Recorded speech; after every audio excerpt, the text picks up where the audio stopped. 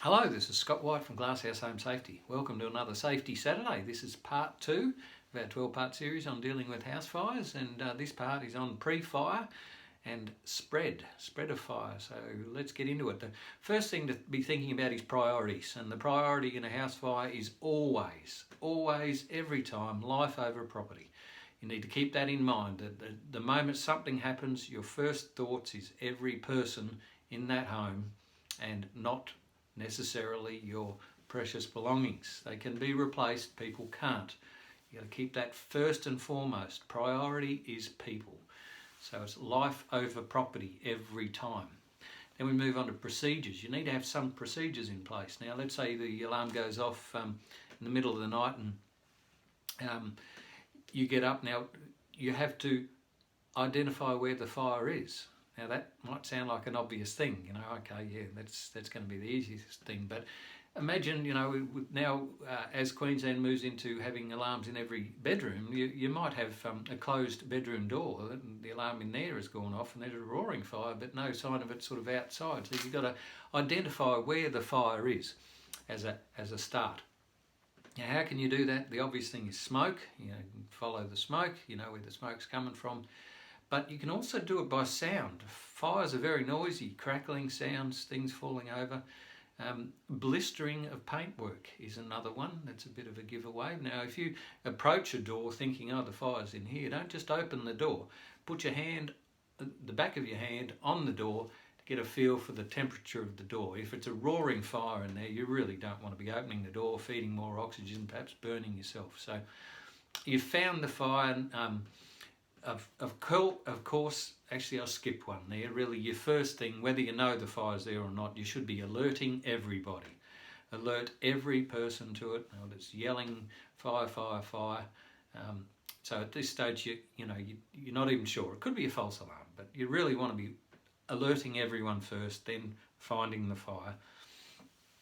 Once you've found the fire, you've got that choice. Everyone's got to be getting out anyway. You've got to make sure the paths of egress are open and clear.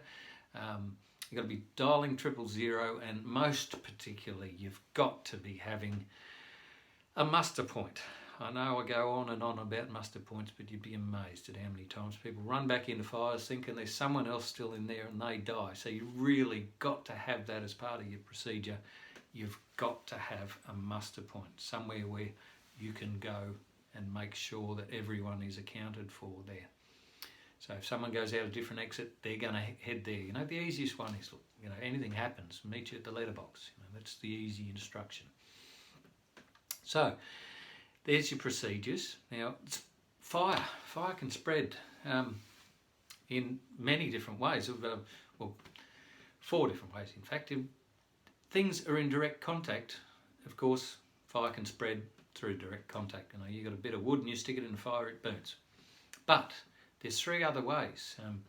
You can have fire spread through conduction, which would be like metal parts of a building that are being heated up and the heat is travelling through the parts of the metal. Convection, which is, we've spoken about that last week, that hot air rises and therefore fresh oxygen is brought in underneath the fire to feed the fire more, and the heat rises and builds up into the ceiling.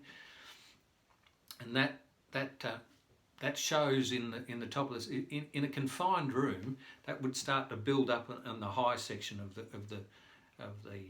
room, and that would show in it's actually unburnt material, unburnt stuff. So even though it shows as smoke, it is actually fire, and as it builds up and builds up, you can actually see flames start to appear in that smoke up high, and that will slowly fill the room.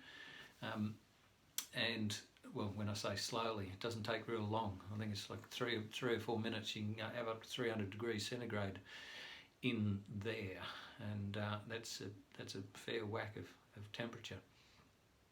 So the other one is radiation, which is just heat waves going through the air that heats up things elsewhere. Now the reason that I'm pointing out spread, because you might think you're just looking at one fire in one spot, but it may be that very soon there's another fire just starts in another area because of the amount of heat, you know, that is being generated either through radiation or convection or conduction, you know.